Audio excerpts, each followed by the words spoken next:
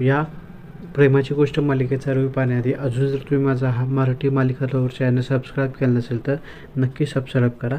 अशाच मालिकेचे नवनवीन व्हिडिओ या चॅनलवर तुम्हाला पाहायला मिळत राहणार आहेत, त्यामुळे नक्की सबस्क्राईब करून ठेवा। तर प्रेक्षकांनो, या ठिकाणी तुम्हाला आता पाहायला मिळेल की ही मुक्ता इनडायरेक्टली सईला खूप समजून सांगत असते आणि लहानपणी ज्या काही गोष्टी तिने केल्या असतात त्या इनडायरेक्टली सांगताना दिसते। आणि काही गोष्टी सांगितल्यानंतर नंतर परत ती बोलते, तुझा पप्पा तू यासाठी कधी शॉपिंगला तरी गेला आहे का तुला घेऊन? तेव्हा ती आठवताना दिसते की हो, मागे घेऊन गेले ना, मागे तुला आणि मला फक्त जायचं होतं, परंतु पप्पा सगळं मीटिंग सोडून आला होता। तेव्हा ही मुक्ता बोलते, हो आला होता, पण तुला मापाची फ्रॉकसुद्धा तिने घेतली होती का? तेव्हा नाही, असं या ठिकाणी काही गोष्टी आठवताना ती दिसते। पुढेही बोलते, तुझ्या मामाने कधी या पुढेही बोलते की तुझ्या पप्पाने कधी तुझं केस विंचरलेत का? तू यासाठी टिफिन केलं आहे का? तुझ्या होमवर्कला कधी हात लावला आहे का? तेव्हा ही जुन्या सगळ्या गोष्टी सागरने केल्या असतात पॉझिटिव्ह, त्या सगळ्या आठवताना दिसते। तेव्हा तिला वाटतं की हो, हे बाबांनी मला सगळं केले। आणि यानंतर मुक्ता तिला समजून सांगताना दिसते मिठी मारल्यावर की हे बघ, आपल्या मनामध्ये ना पिगी बँक असते, जशी तू असते ना तुझ्याकडं, तसे त्यात चांगल्या आणि वाईट आठवणी सगळ्या असतात। त्याच्यामुळे आता आपल्या मनावर असतं की चांगल्या आठवण ठेवायच्या की वाईट आठवण ठेवायच्या।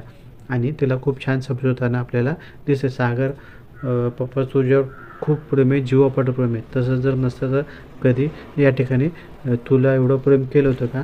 त्यांचा जो काही राग आहे ना, तो फक्त सावनी होता।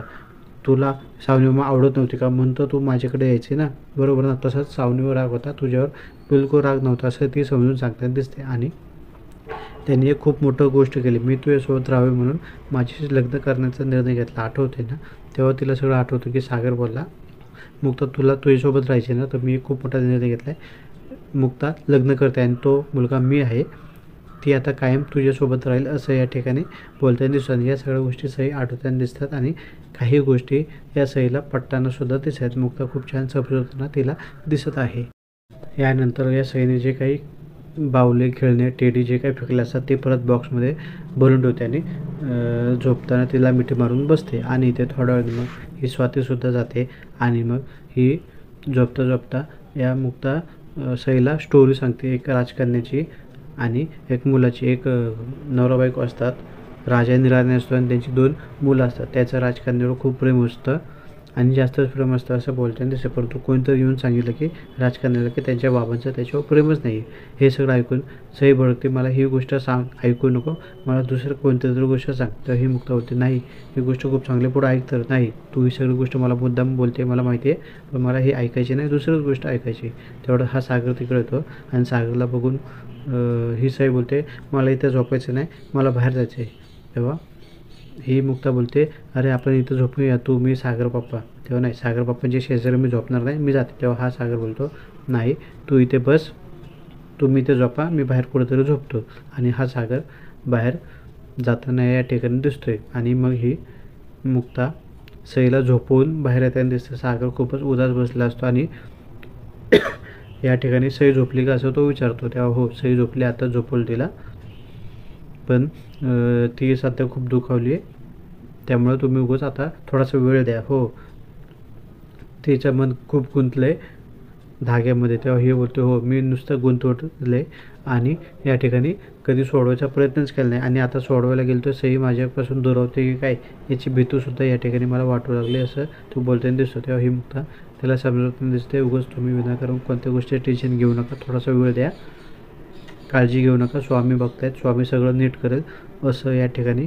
मुक्ता खूप समजून दिसतं। परंतु हा सागरही प्रचंड या ठिकाणी दुखावता दिसतो। सावनीने भयंकर कटकारस्थान करून सईने एक प्रकारे या सागरपासून सईला दूर करताना या ठिकाणी दिसलं, त्याच्यामुळे मुक्ता त्याला खूप समजवते, परंतु तो सुद्धा खूप अस्वस्थ या ठिकाणी होताना सईच्या वागण्यामुळे दिसतोय। आणि ही मुक्ता परत त्याला बोलते की तू काळजी करू नको, आपण थोडासा सईला वेळ देऊया, सगळं काही नीट होईल। तेव्हा आता वेळ देण्याशिवाय मी काय करू शकत नाही, असं बोलताना या ठिकाणी ते दिसते। दुसरीकडे इथे या ठिकाणी सकाळी मग ही मुक्ता किचनमध्ये असते, काहीतरी बनवत असते, तेवढंच सागर या ठिकाणी येतो आणि ही बोलते की प्लीज चला पटकन ब्रेकफास्ट करून घ्या, काहीतरी खाऊन घ्या, रात्री तुम्ही नीट खाल्लं नाही। तेव्हा माझी इच्छा नाही, भूक नाही, असं तो बोलताना दिसते। मला नको, असं करू नका, तुमचा मूड आणि दुःख जे काय आहे ना ते मला कळतं आहे, परंतु अन्नावर काढू नये, त्यामुळे चला पटकन लगेच ब्रेकफास्ट करून घ्या, तेव्हा नाही माझी इच्छाच नाही आहे असं बोलताना दिसतो. उगाच फोर्स करू नको असंही बोलताना दिसतं. आणि मग हा बाहेर शूज वगैरे घालताना या ठिकाणी दिसतो. तेवढ्यात मग ही मुक्ता ब्रेकफास्ट त्याचा सगळा डबा भरून ठेवते, त्याच्यात डिनरही देते, सगळं काही देते. आणि बाहेर आल्यानंतर हे घ्या तुम्ही, हे घ्या, त्याच्यात लंचसोबत ब्रेकफास्टही दिलं आहे, नक्की खा असं बोलताना दिसते. आणि मग हा सागर तो टिफिन घेऊन जाताना दिसतो. तेवढ्यात ही इंद्रा येते. सागर केला का, त्याने काय खाल्लं का, तेव्हा त्याने काही खाल्लं तर नाही, पण मी डब्यात ब्रेकफास्ट पण दिला आहे, ते नक्की खातील, तुम्ही काळजी करू नका. तर ही इंद्रा अस्वस्थ दिसते आपल्याला. आतमध्ये गेल्यानंतर सगळंच उदास असतात, सई पण या ठिकाणी नसते. आणि मग या ठिकाणी सईला भेटायला ही मुक्ता जाताना दिसते. ती अशी गप्पा वगैरे काही गोष्टी मारताना दिसते, परंतु यानंतर थोडा नेलं की आवाज वगैरे सगळ्यांना देतो. तो मागे जो बोलला होता की जे माझ्याकडे एक व्हिडिओ होता तो मी माझ्या मोबाईलमध्ये होता, तो मोबाईल नाही आहे, लॅपटॉप आहे. आणि लॅपटॉपमध्ये ट्राय करतो मी बघायचा, आणि त्या लॅपटॉपमध्ये त्याला तो व्हिडिओ भेटला असतो. तो सगळ्यांना या ठिकाणी बोलूनसुद्धा घेतो.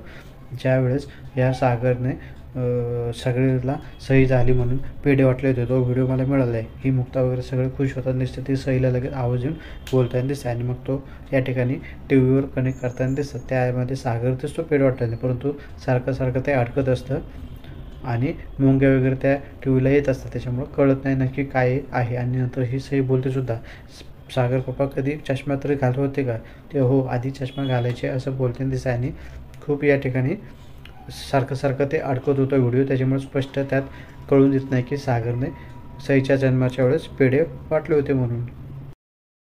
आणि हा पुसट का होईना हा व्हिडिओ बघते, परंतु तरीसुद्धा या सईच्या मनात भरपूर शंका असते, त्याचं समाधान झालेलं नसतं. ती उदास मान खालून बसते. शेवटी मग या लकी आणि बाकीच्यांनाही कळत नाही काय करावं. शेवटी मग इथे ही मुक्ता बोलते, एक काम करूया, आपण पप्पाची टेस्ट घेऊया. तेव्हा ही बोलते, कसली टेस्ट, म्हणजे तुझी प्रश्न आणि पप्पांची उत्तरे.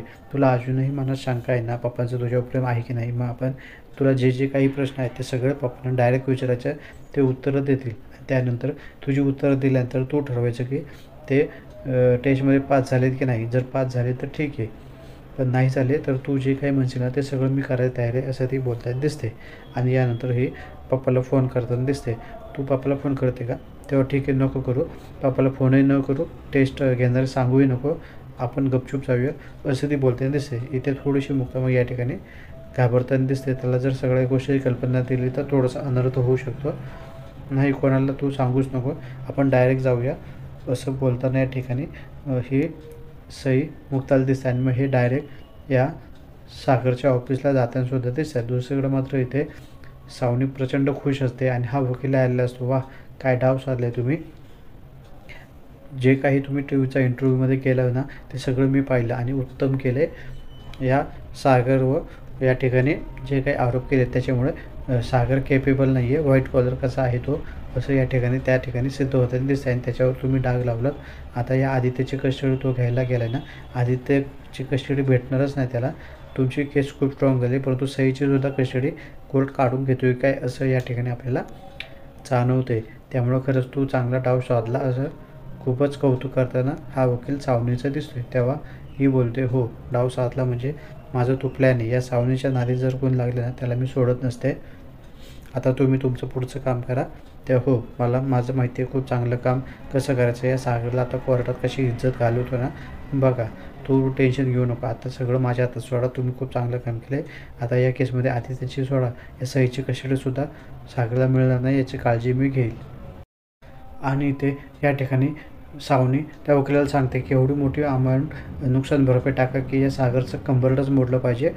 आणि या ठिकाणी ती विचार करते, लय माज होतं ना मुक्ताला, आता बघ मी काय करते, तिचा कंबरडच मोडते असंही विचार करताना आपल्याला दिसते. दुसरीकडे या ठिकाणी तुम्हाला पाहिले मिळेल की सागरला खूप मोठं कॉन्ट्रॅक्ट असाइनमेंट भेटणार असेल, परंतु तो माणूस तिकडे येतो आणि बोलतो, कालचा तुमचा इंटरव्ह्यू आला पण त्याच्यामुळे माझं मन बदललं, त्याच्यामुळे ते कॉन्ट्रॅक्ट जाण्याची शक्यता आहे. दुसरीकडे इथे हा हर्षवर्धन सावलीला फोन करतो आणि मग काही तिथं चालले असते. तू जे काही काल प्रताप केलं मीडियामध्ये त्याच्यामुळे हळूहळू सागरचे सगळं महत्त्वाचे कॉन्ट्रॅक्ट निघून जाताना दिसत आहे. आणि आता ही सुरुवात आहे. आणि हे सगळं मुक्ता या ठिकाणी ऐकताना दिसले, त्याला खूप मोठा धक्का बसतो आहे. म्हणजे हे सगळं ऐकून असं वाटतं की सावनी आणि हा हर्षवर्धन एकत्र आले, आता मला काहीतरी खूप मोठं केलं पाहिजे असं विचार करताना सुद्धा दिसते. आणि सई इथे या सागरची टेस्ट वगैरे घ्यायला आलेली असते. आणि ही सगळं टेस्ट देत असताना सई ज्या गोष्टीचे सगळे प्रश्न विचारते त्या सगळ्यांची उत्तर हा सागर एकदम व्यवस्थित आणि चांगल्या पद्धतीने देताना दिसतो आहे. त्यानंतर मग आता माझा शेवटचा प्रश्न असं सुद्धा ती सागरला बोलते आणि सागरला सांगते की मला सगळ्यात जास्त कोण आवडतं. तेव्हा हे काय विचारण्याची गोष्ट आहे का, तुला तुझी मुक्तामामा सगळ्यात जास्त आवडते असं ती बोलताना दिसते, परंतु हे सगळं तुझं उत्तर चुकलं आहे असं बोलताना दिसते. त्यामुळे आता पाहू मालिकेत 11 भागमध्ये आता ही सही काय निर्णय घेते. अशाच मालिकेच्या नवनवीन व्हिडिओ पाहण्यासाठी माझ्या चॅनल तुम्ही नक्की सबस्क्राईब करू शकता. धन्यवाद.